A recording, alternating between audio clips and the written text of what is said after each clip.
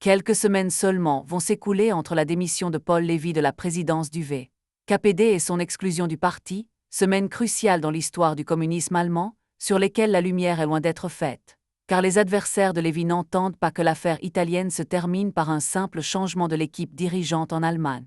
Revenu à Moscou, Radek brise avec son attitude conciliatrice. Adresse à Die International un article qui montre l'intention de l'exécutif de porter le débat au fond, c'est-à-dire sur le terrain de ce qu'il appelle l'activation du parti.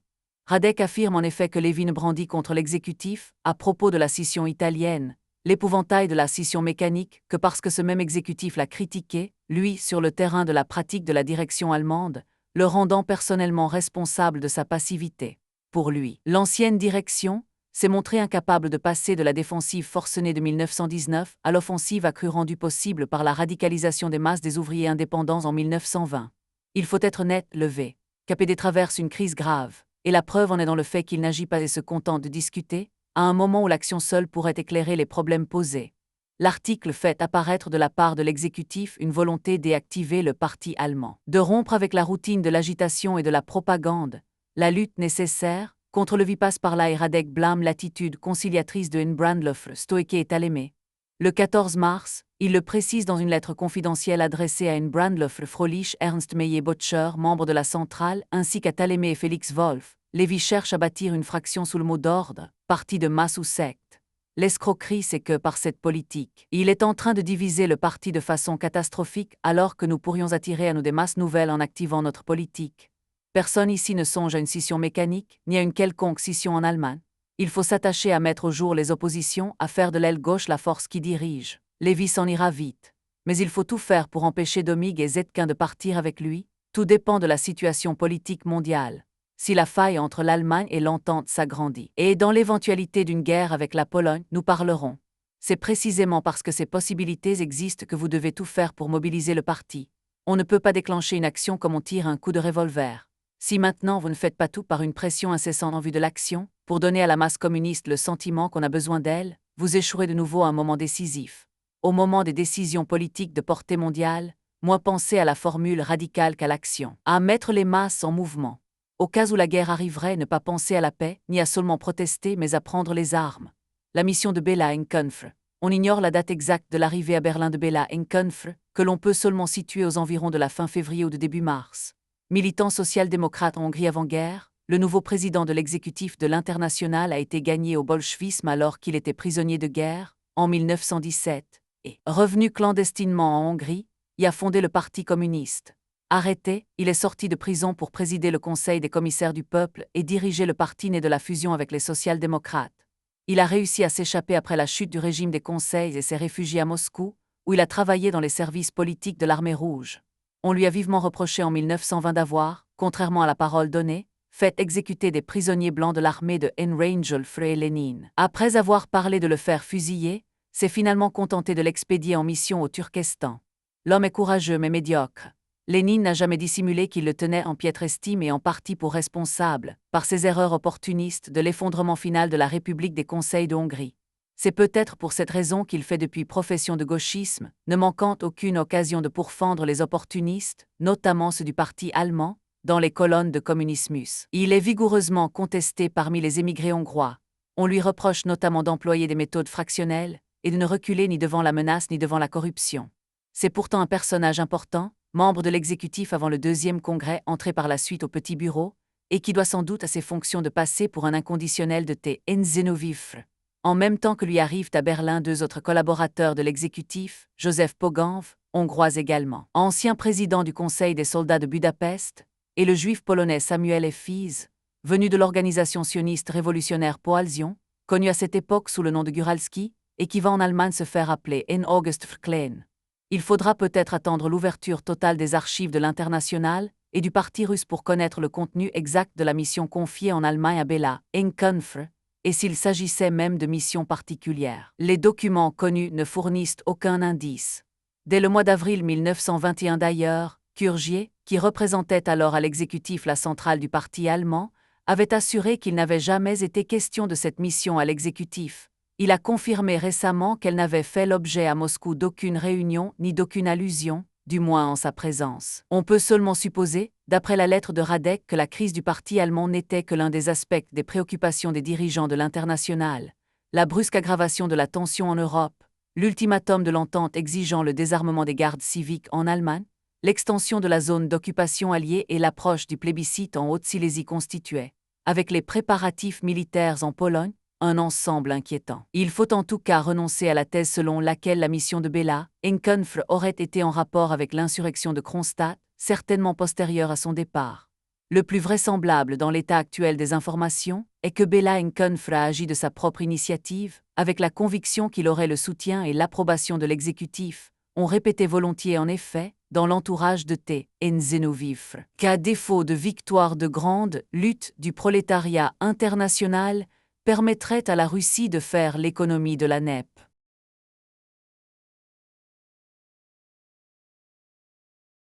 Forcer le développement de la révolution. Dès son arrivée, en tout cas Béla Kempfer, au cours de discussions particulières avec les dirigeants communistes allemands, développe des perspectives inspirées de la théorie, en vogue à Moscou de l'offensive révolutionnaire, proche du schéma développé dans la lettre de Radek.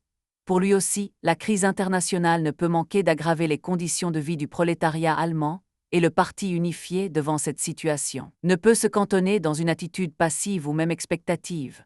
Il est nécessaire que les dirigeants communistes allemands comprennent enfin que leur parti est en mesure de modifier le rapport de force par une intervention active et qu'il est par conséquent de son devoir de peser sur la lutte des classes. Il doit prendre l'initiative, donner l'exemple de la résistance, et même, si nécessaire, forcer le développement de la révolution en s'efforçant de réveiller une classe ouvrière provisoirement assoupie. Il rencontre cependant bien des résistances. Thomas, qui décrit son arrivée et le début de son activité sous le pseudonyme de Spagnor, fait le récit d'une entrevue orageuse à laquelle participaient également les communistes polonais Enwoskifre et Lapinski. Clara Zetkin, qu'il rencontre le 10 mars, épouvantée par les propos qu'il lui tient, prévient Lévy et refuse désormais de le rencontrer sans témoin. Le 14, c'est au tour de Lévy d'apprendre les projets du délégué de l'I.C. Le comité central se réunit à Berlin les 16 et 17 mars. Béla Kempfer ne semble pas y avoir pris la parole pour soutenir ses thèses. Tout le monde est dans l'ensemble convaincu qu'il faut mobiliser les masses, et seul Maltzonf ne partage pas l'optimisme général quant à l'approche inévitable de grandes luttes ouvrières.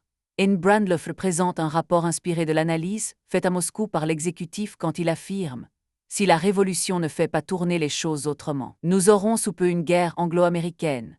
Le 20 mars, les sanctions seront aggravées. En outre, c'est le même jour qu'aura lieu le référendum en Silésie, qui provoquera vraisemblablement des conflits entre les bourgeoisies polonaises et allemandes.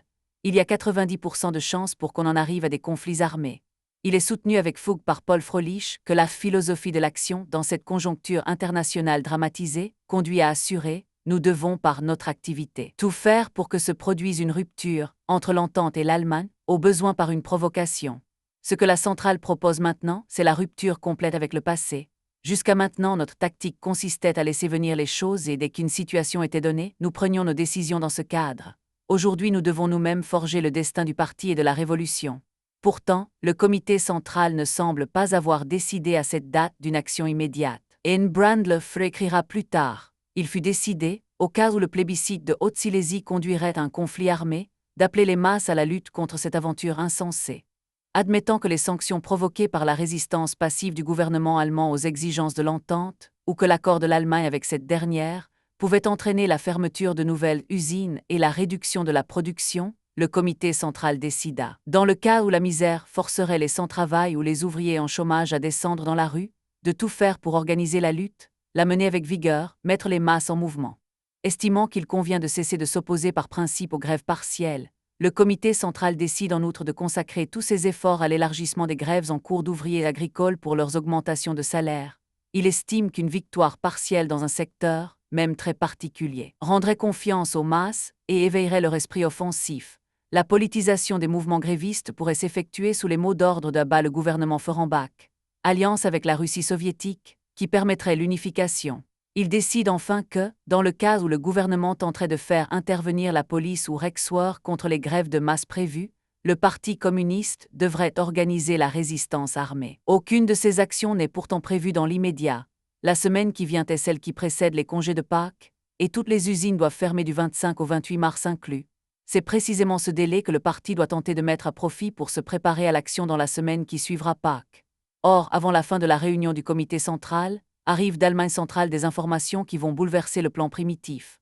L'Oberpräsident de Saxe-Prussienne, le social-démocrate Ensing Fr, vient de publier un manifeste annonçant son intention de faire occuper par la police plusieurs zones industrielles, dont le secteur minier de Mansfeld-Fresselben, afin d'y assainir la situation. Les entrepreneurs de ces régions se plaignent de vols fréquents, et la police doit parfois soutenir de véritables batailles rangées contre les pillards. Il s'agit officiellement d'en finir avec la multiplication de délits de droit commun allant du vol au sabotage et aux agressions contre le personnel de surveillance des usines. Il ne fait cependant aucun doute que l'objectif réel poursuivi par Ensing Fr est de désarmer les ouvriers, qui ont conservé leurs armes après le putsch de Cap, et du même coup de démanteler un bastion communiste. Cette information qui prend le comité central au dépourvu le soulage pourtant d'une certaine façon. Brandlefre, si l'on en croit Radek, était en train de se demander s'il ne fallait pas éventuellement provoquer l'adversaire et prendre l'initiative. L'offensive de Ensing Fr règle ce problème de conscience. Les gauchistes bondissent sur l'occasion. Paul Froelich raconte Radek entre en scène comme un lieutenant de cavalerie et affirme « De ce jour, nous brisons avec la tradition du parti. Jusqu'à maintenant, nous avions attendu et maintenant nous prenons l'initiative, nous forçons la révolution. » Les responsables du parti de Halle, où se trouve le district de Mansfeld-Fr, reçoivent comme consigne de proclamer la grève générale à la première occupation d'usine par la police et de se préparer dès maintenant à la résistance armée. Ce n'est plus désormais la situation internationale, mais l'attaque de Ensing Fr qui rend à la fois possible et nécessaire, aux yeux des dirigeants allemands, le passage à l'offensive générale. La perspective tracée par Bella Fr semble se concrétiser. Après la clôture du comité central, il persuade Brandlefre de rédiger un texte qui paraîtra dans Die Rote Fahne du 18 mars, un appel à l'armement des travailleurs, qu'il justifie par le refus du gouvernement bavarois de désarmer et dissoudre les organisations contre-révolutionnaires de l'Orgesch. L'appel est réimprimé à plusieurs reprises, jusqu'au 21 mars, dans l'organe central du parti. Le lien n'est pas évident avec l'appel à la résistance contre Ensing Fr décidé au comité central. D'ailleurs, les forces de police ne se mettent en marche que le 19 pour pénétrer dans la région minière. Le 20, Die Rote Fahne appelle les ouvriers allemands à venir au secours de leurs frères d'Allemagne centrale. Un éditorial, intitulé « Qui n'est pas avec moi et contre moi », un mot aux ouvriers social-démocrates et indépendants lance un véritable ultimatum aux ouvriers non communistes d'avoir à choisir leur camp dans les combats qui s'annoncent. Les effets produits par ces appels semblent cependant médiocres. Dès le 18, la centrale a confié la direction de l'action dans le district de Halle-Merseburg à deux responsables régionaux, Lemkefr et Bowitzki. Le 19, comité de district se réunit sous la présidence de Friedel Snee. La question posée est de savoir comment parvenir à exploiter la situation dans un sens révolutionnaire. Le 20, les troupes de Ensing Fr continuent leur progression, et les responsables communistes cherchent toujours des moyens d'éveiller l'esprit de lutte chez les ouvriers. Le 21, la grève commence à se répandre dans les districts occupés par la police, mais le secrétariat de Halle-Duvet, KPD hésite encore, avant de se décider finalement à lancer un appel à la grève générale dans tout le district. Pourtant, le matin du 22, la grève n'est pas générale, les événements ne répondent décidément pas à l'attente de Bella Fr et de ses disciples. Combats armés. Tout change pourtant au cours de cette journée du 22 mars.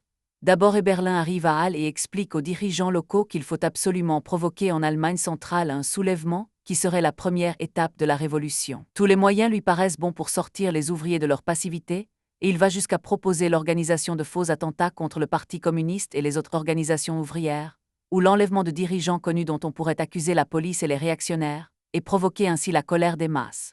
Aucun de ces projets ne verra le jour, après l'échec d'une tentative pour faire sauter à Ensing Fr une usine de munitions. Le véritable élément nouveau est constitué par l'entrée en scène de Max Holzfr, arrivé à Halle dans la soirée du 21 mars. Le héros des combats armés de mars 1920 contre les capistes, exclu du Parti communiste, à la suite de ses démêlés avec Brandlefre pour aventurisme, a vécu dans la clandestinité, participant à l'occasion aux opérations d'expropriation que montent, pour financer le CAPT et ses activités, légales ou non, des chefs de bandes armées comme Kolfr Platné. Peu avant les événements de mars, il a été mêlé à la sombre affaire de l'attentat à la dynamite contre la colonne de la Victoire à Berlin, le 13 mars, laquelle a servi de prétexte à une délégation exceptionnelle de pouvoir au ministre prussien de l'Intérieur, Ensing Fr et à Ensing Fr, vraisemblablement adhérent depuis peu au KPD, sans pour autant respecter une quelconque discipline de parti, il n'a que mépris pour ce qu'il appelle les politiciens du V. KPD est particulièrement pour sa bête noire, en Brandlöf. Dès son arrivée dans cette région qu'il connaît bien, il prend la parole dans les assemblées de grévistes et commence à recruter pour ses groupes armés. Dans la soirée du 22, il a réussi à constituer à Esselben un premier noyau et à l'armer en désarmant plusieurs policiers. La nuit même, il réussit un coup de main contre un dépôt d'armes et dispose alors de quoi armer les volontaires prêts à le rejoindre. En 48 heures, ces milices passent à l'action armée dans le district minier, menant la guérilla urbaine contre soldats et policiers, attaquant les banques, contraignant les entreprises à fermer et à contribuer financièrement à son équipement. Le rédacteur en chef du journal communiste de Mansfeldfr, Joseph Schneider, se rallie à lui, mais dans l'ensemble, les dirigeants et militants du KPD restent plutôt circonspects, de même qu'à l'égard de Ingolf Platné accouru lui aussi, dès le début des événements et dont le rôle militaire, moins connu, a peut-être été plus considérable encore. En revanche, le CAPT se réclame de son action, et ses militants célèbrent en lui le héros de l'action révolutionnaire directe. L'accord pour une action commune, conclu à Berlin entre les deux partis communistes sous l'égide de Béla, Kampf n'empêche pas la concurrence sur place entre KPD et CAPT. Tandis que Berlin s'efforce de mobiliser ses troupes, deux envoyés de Berlin du CAPT, Jung et Fritz Rasch, en font autant dans la même ville de Bâle. Le CAPT a une certaine influence dans cette région, où prédomine un prolétariat industriel fruste et encore marqué d'influence rurale. Depuis presque un an, un de ses principaux dirigeants, Peter Frutzelmann, travaille avec des travailleurs de la LENA, parmi lesquels il a réussi à créer une union importante qui publie son propre journal. Le 21 mars, les ouvriers de cette entreprise géante, qui en groupe plus de 12 000, élisent un comité d'action dont le président est Hutzelmann, élu sous son pseudonyme de Campin. Le 23 mars, l'usine est en grève, mais le comité de grève se divise en deux parties à peu près égales, entre partisans de Campin et partisans du dirigeant du KPD, Bernard Cohnen, qui dénonce les provocations de son rival. Va-t-on ou non assurer les services de sécurité? Les quelques 2000 ouvriers armés de l'usine doivent-ils passer à l'offensive dans la région ou se contenter de tenir, sur place, ce bastion prolétarien? En définitive, rendu circonspect par les outrances d'allure très aventuristes des dirigeants du CAPT et de leurs amis des groupes armés, coupés des dirigeants régionaux de la grève, les miliciens de la LENA demeureront l'arme au pied dans leur usine. Bastion isolé et finalement dérisoire. Dans le reste de l'Allemagne, les militants des deux partis communistes multiplient les efforts pour soulever parmi les travailleurs une protestation de masse contre l'offensive bourgeoise en Allemagne centrale. À Berlin, ils organisent ensemble une manifestation décevante par le faible nombre de participants, dans laquelle leurs orateurs appellent à l'organisation immédiate de la grève générale. À Hambourg, le 23 mars, une manifestation de chômeurs dirigée par Ernst Thälmann occupe les docks et élit un comité d'action. Le 24 au matin, le gouvernement proclame l'état d'urgence à Hambourg et en Saxe prussienne, et donne à Jussingf, nommé commissaire du Reich, des pouvoirs exceptionnels en vue du rétablissement de l'ordre. La centrale du KPD et le comité central du CAPT riposte le 24 mars, à la veille de la fermeture des usines pour les congés de Pâques, en lançant le mot d'ordre de grève générale. La décision ne fait pas l'unanimité. Des membres de la centrale et du comité central manifestent quelque scepticisme au sujet de la combativité ouvrière. Friesland leur répond que le devoir des communistes est pourtant de se battre, même seul si c'est nécessaire. Maltzonf proteste, en lançant dans de telles circonstances le mot d'ordre de grève générale, le parti se coupe complètement des masses. Les 50 communistes qui, dans le meilleur des cas, forment le noyau révolutionnaire dans une entreprise, vont du coup voir se dresser contre les 1000 camarades de travail qui, dans d'autres circonstances, les auraient suivis, comme ils l'ont déjà fait. Battus, ils s'inclinent et acceptent la mission de confiance d'aller organiser la grève dans la rue. Ce jeudi 24 mars, les communistes vont tenter par tous les moyens, y compris la force, de déclencher la grève générale. Des détachements de militants essaient d'occuper les usines par surprise afin d'en interdire l'entrée à ce qu'ils appellent les jaunes, l'énorme masse des travailleurs non communistes. Ailleurs, ce sont des groupes de chômeurs qui s'en prennent aux ouvriers au travail ou s'y rendant. Des incidents se produisent à Berlin, dans plusieurs grandes entreprises, dans la Ruhr et à Hambourg, où chômeurs et dockers qui ont occupé les quais en sont chassés après une vive fusillade. Le bilan d'ensemble est mince, 200 000 grévistes selon les pessimistes, un demi-million suivant les optimistes. Certains échecs sont cuisants, comme celui de Sult qui ne parvient pas à convaincre ses camarades des centrales électriques. La manifestation commune des deux partis communistes, KPD et CAPT, ne rassemble même pas 4000 personnes au Lustgarten, alors que le KPD avait recueilli 200 000 voix aux élections quelques semaines auparavant. La grève est pratiquement inexistante à Berlin. Du coup, les renforts peuvent affluer de partout vers la région de Mansfeldfr. Le 28, les usines de la LENA sont bombardées, les travailleurs qui les tenaient se rendent dans la matinée du 29. Max Enholzfr, dans un ultime effort, éparpille ses hommes en petits détachements. Malgré les ordres de la centrale, les dirigeants communistes de la Ruhr donnent le signal de la reprise du travail. Le 30, au comité central, In Frankenfur, qui représente la rure, insiste pour que soit lancé tout de suite le mot d'ordre de reprise. In Brandlöffer Talemé Stoeke Eker penche pour cette solution, mais Eberlin insiste pour qu'on tente de tenir encore et l'emporte. C'est seulement le 1er avril qu'un appel de la centrale donne l'ordre de mettre fin à une grève et une action depuis longtemps désespérée. La veille, In Wilhelm Frusult arrêté, avait été abattu pour tentative de fuite, dans l'immeuble même de la préfecture de police. Son enterrement, le 6 avril, sera l'occasion de l'unique manifestation de masse du prolétariat berlinois pendant cette période. L'homme dont les initiatives avaient été déterminantes dans le succès à Berlin de la grève générale contre les capistes rassemble après son assassinat la foule des camarades qui, pour la première fois, ne l'avaient pas suivi lors de la grève générale lancée par le V.K.P.D. Le 30 mars, la Pravda, sous le titre La Révolution allemande, avait salué le prolétariat allemand qui se lançait à l'assaut, écrivait-elle, sous le mot d'ordre d'alliance avec la Russie soviétique, sous la direction des communistes, afin d'aider le pouvoir soviétique. Elle célébrait la combinaison de grèves et de soulèvements armés qui constitue la forme de lutte la plus élevée que le prolétariat connaisse, et se réjouissait de ce que pour la première fois, le prolétariat allemand s'était levé, avec à la tête de son combat un parti communiste d'un demi-million de membres. Quelques jours plus tard, Stoklov, dans les Izvestija, se demandait déjà si les communistes allemands, en se lançant prématurément à l'assaut du pouvoir, ne portaient pas la responsabilité d'une grave défaite. L'action était terminée. Le débat commençait.